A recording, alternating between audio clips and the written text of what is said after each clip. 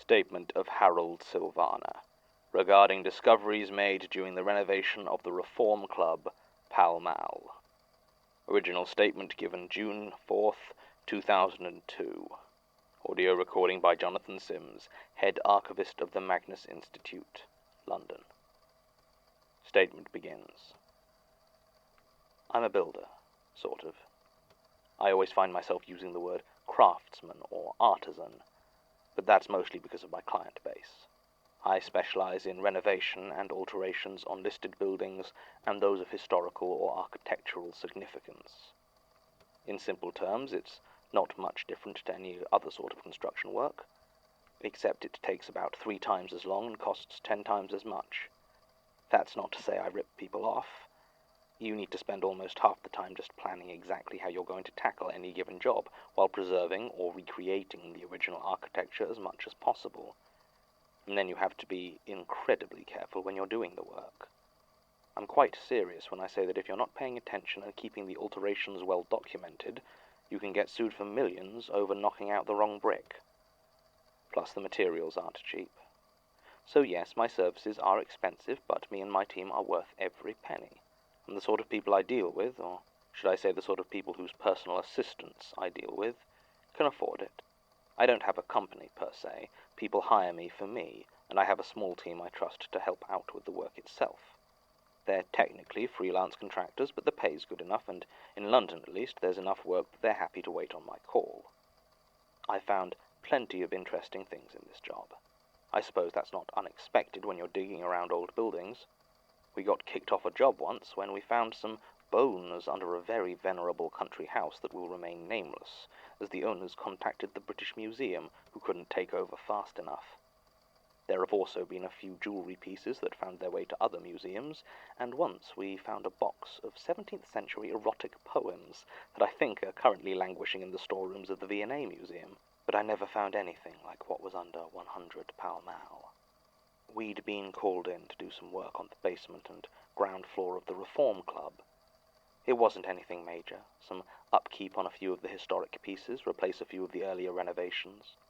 The amount of actual work involved was minimal, but it was a Grade 1 listed building, so the amount of care we had to take stretched it into a week-long job.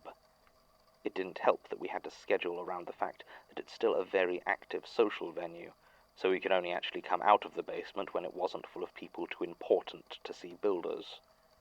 Grade 1 listing is a significant payday, though, so I certainly wasn't going to rock the boat. It was about 2 in the morning when the kid showed up. It was just me and Rachel Turley, who does most of our marble work, though we were mostly just doing surveying at that point. Alfred Bartlett was out getting coffee, though God knows where from at that time of night. We were just kicking our heels, really, since he's the plumber and we needed his expertise. Now, Alf has been in the business for nearly 40 years, and there wasn't a thing he didn't know about water or sewage systems. But we often joke that it's pushed everything else out of his head. I think he must have forgotten to lock the door when he headed out, and that's how the kid got in. That said, this was still the first week in March, and it was pretty cold, so I'm surprised we didn't notice the draft. In the end, I suppose it doesn't matter. The fact is that Rachel and I had been sat there chatting for maybe 5 minutes when we noticed we weren't alone. In the doorway, leading back to the stairwell, stood a thin figure. He looked to be in his late teens, I'd guess. He was dressed all in black, with heavy-looking boots and a t-shirt with the logo of some band emblazoned on it, Megadon or Mastodon or something like that. His hair was long and greasy, almost down to his shoulders, and looked to be dyed almost the same black as his clothes. It did not look like he was supposed to be skulking round the Reform Club, but I had encountered more than one member whose rich children were going through a rebellious period, so couldn't be entirely sure. I decided to be gentle in my initial inquiries, and asked him if he was lost. Told him this part of the basement was off-limits due to renovations. The kid shook his head, and asked if we'd found anything yet. Any of Leitner's pages. Now this took me aback a bit. I wondered how long he'd been standing there, because Rachel and I had just been talking about the man. Jürgen Leitner was a businessman from Norway, I believe, who used to have offices in the ground floor of the building next to the Reform Club, 100 Pall Mall. I don't know what his business was, but When I was first getting started, back in '87, we got a call from Mr. Leitner requesting a consultation in his Pall Mall office. At that point it was just me and Rachel, and we mostly did stone restoration and alteration, so we assumed Mr. Leitner wanted our opinion on a property outside of London. Our reputation back then was not sufficient to get us access to any of these sort of central London buildings we now work on. When we first met Jürgen Leitner, he looked very much like I had imagined him. Portly, middle-aged, short blonde hair in the middle of going grey, well-tailored business suit. His office surprised me, though, as it was almost completely bare, save for a desk and 2 chairs in front of it. There were no tables or bookshelves or filing cabinets or anything like that. He asked us to sit down, and though he spoke with a very faint accent, his English was perfect. We made small talk, but he seemed impatient, eager to talk about whatever it was he wanted us to do. I asked him what the job was, and he stopped and looked at us closely. Then he said he simply wanted us to dig a hole. An unusual request, but not an unreasonable one, so I asked him whereabouts this was going to be. He rose, walked over to the corner, and pointed at the floor. He said he needed a hole put through the floor. I thought there would have been a basement under there, and he said, no, the building's basement didn't go under these rooms. He smiled an odd little smile as he said it, which put me a bit on edge. Now, there was no way we could do a job like that without the building owner's permission, and I told Leitner this. He began to get shifty then, and tried to tell us he already had the permission. When we told him we'd need to confirm it with the commercial landlord, he got very defensive, told us that it was fine and he'd need to discuss it with some other contractors first. When we told him we'd just need to have a quick phone call with the owner, he started screaming that we didn't understand what we were talking about, that he didn't need to explain himself to the likes of us, and there were some things that were too important, too powerful to be owned. Then he just started yelling at us in Norwegian until we left. We didn't bother contacting the owners of 100 Pall Mall in the end. It was, without a doubt, the weirdest interview with a prospective client that we'd ever had, and being so close to the site of it had Rachel and I reminiscing when this teenage burnout turned up. I asked him if he'd been eavesdropping, and he shrugged, and again asked what we had found. I was just about done with this kid, and started to tell him that he was going to have to leave, when Rachel interrupted me and asked what there was to find. The kid laughed, as though he and Rachel were in on some private joke. "Can you smell it?" he said, and for a brief moment I could smell something. Damp old stone and musty paper, just a faint whiff. It took me off guard, and I think that was why I just stood there, as he walked past me and picked up the hammer. He strode over to one of the walls, and, with a swing far stronger than I would have thought possible from his age and skinny frame, he buried it into the wall. I heard a scream, high-pitched, but it definitely didn't come from any of us. This was enough to break me out of my stupor, and I ran over and wrestled the hammer from the kid. He struggled and flailed, though he didn't say anything. As I tried to calm him down, Rachel called me over, and I looked at where he'd hit the wall. In the center of it was a neat hole. The other side was darkness. There shouldn't have been anything behind the wall except foundation. But it didn't look like this was a real basement wall. I let the kid go and walked over to get a closer look. Rachel started to examine it with her tools before she confirmed what I'd already guessed, that it was a fake. It looked like someone had blocked off a passage and then very carefully disguised it. It was at this point that Alf returned, and we had some considerable explaining to do. Through it all, the kid, who said his name was Jared, just sat there sullenly, listening to his CD player and waiting. When we asked him how he knew what was behind that wall, he just shrugged and told us that his mother knows all about this stuff.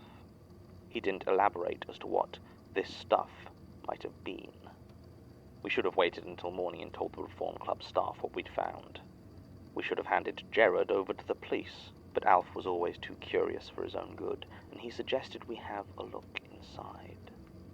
Rachel and I half-heartedly tried to argue against it, but I think deep down we wanted to know just as much as he did. So in we went. Knocking through the rest of the wall didn't take long. It had been built to look like the rest of the basement, but hadn't been constructed with the same skill. 10 minutes later, our coffees lay forgotten on the floor, and we stood before a passageway leading off into the musty darkness. A gentle breeze blew from this entrance, which didn't make any sense at all. We had plenty of torches, as you often need them during night work, so we each took one large one and a smaller backup in case the first had any problems. We tried to tell Jared to stay outside, but I could see immediately that, short of tying him up, there was no way we were going to keep him out of there. Tying him up did feel like a step too far, so we settled for keeping a close eye on him as we went inside. The passageway was cold, and the air thick with mildew, but the stone walls were in very good condition. Rachel said it looked to be from the mid-19th century, probably remains of the basement of the Carlton Club, which used to be located in what was now 100 Pall Mall. It was with a start that I realized that she was right. Based on where the corridor was going, we must have been underneath the building, almost exactly where Jürgen Leitner had wanted us to dig almost 15 years ago. We walked for some time, longer than I would have expected, given how big I remembered the building above us being.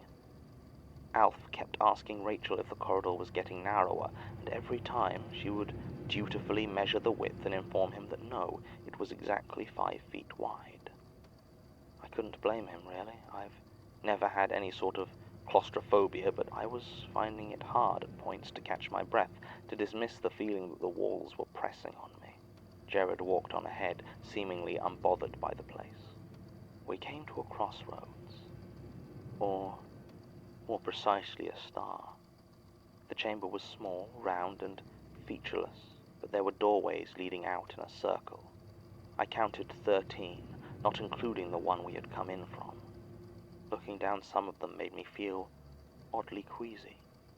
There was one that, for all the world, it felt like I was going to fall into it.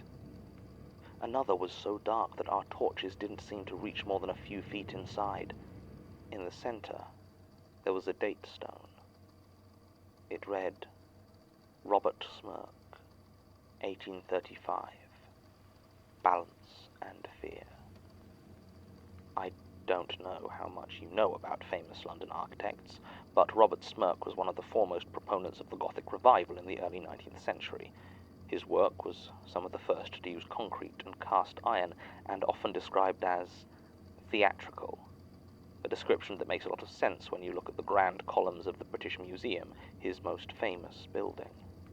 Later, I would look up a list of his works, and discover that he had indeed built the Carlton Club in that exact spot.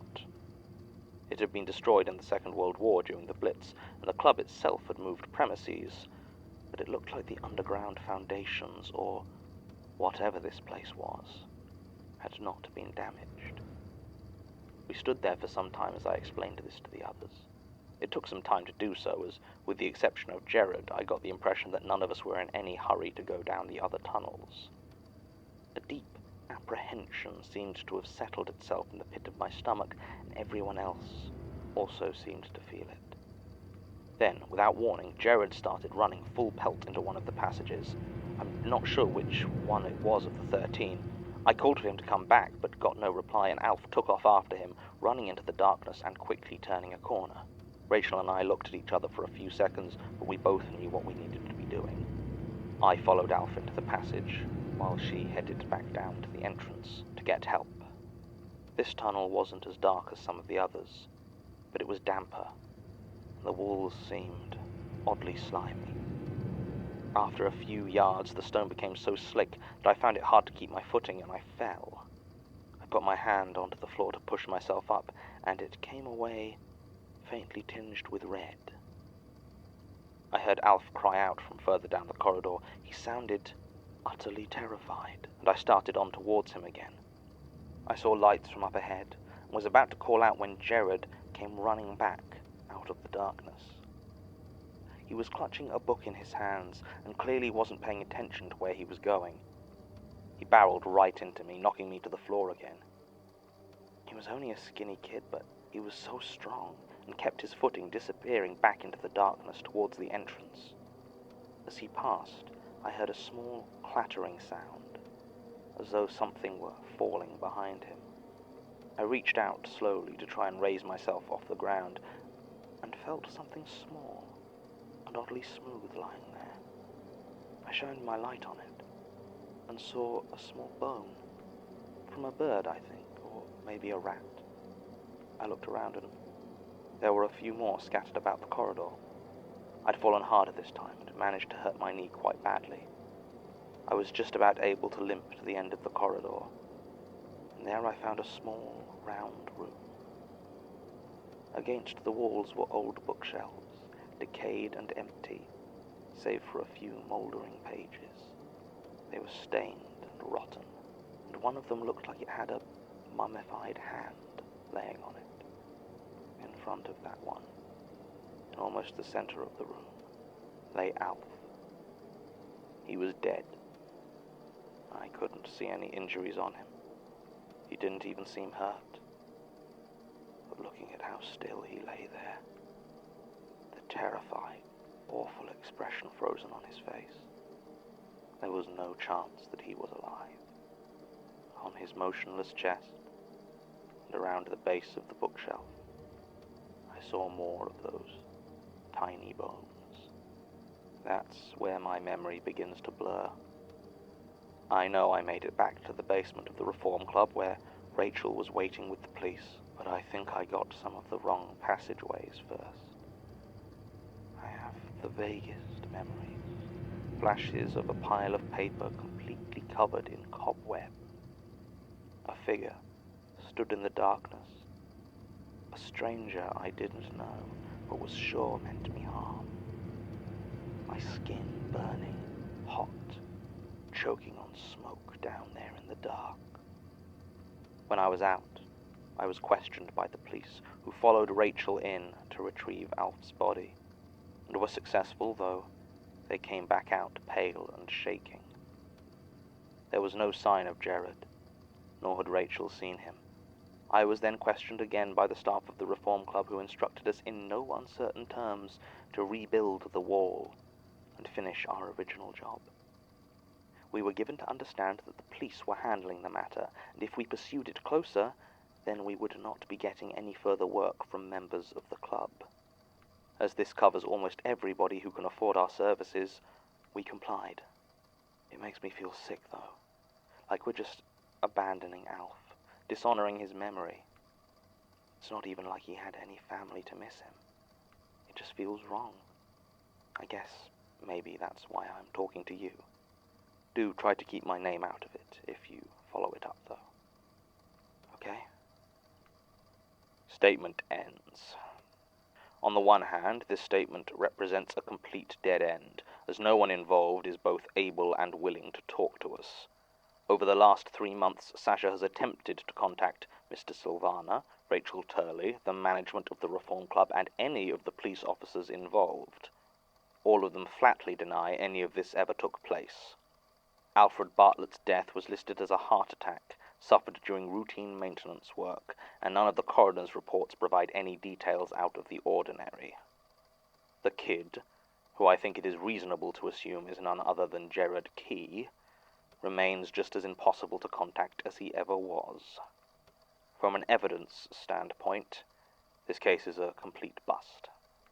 However, too many of the names and features match with other statements for me to dismiss it, not to mention the fact that business records do list Jürgen Leitner as having hired out an office on the ground floor of 100 Pall Mall between 1985 and 1994. He was, apparently, one of the premier worldwide dealers in rare and antique books at the time, with items selling for the sort of sums where an office in Pall Mall doesn't raise any eyebrows.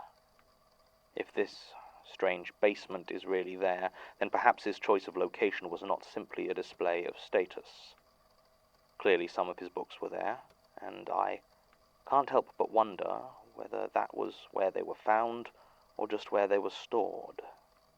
The other major point of interest is the fact that this complex appears to have been designed by Robert Smirk. You should have seen Tim's face when I told him. Architecture is one of his specialist areas, and he has always talked of Smirk as one that fascinates him. How did he phrase it? A master of subtle stability. From a professional standpoint, it also interests him that Smirk's buildings have higher percentages of reported paranormal sightings than any other architect of similar profile. He hasn't been able to find out much about the Carlton Club specifically, at least not anything relevant to this statement. In his later years, following Smirk's official retirement in 1845, there were all sorts of rumors about his interests and religious preferences. If there was a scandalous sect or bizarre cult, his name would always be seen mentioned among those meeting with them. He also started putting his name forward to design churches, despite his claimed retirement. He was never taken up on these offers. Interesting, but fundamentally not that useful for the case in hand, especially since we have been unable to get permission to physically investigate whether this place even exists. It seems we've reached something of a dead end. No pun intended. End record.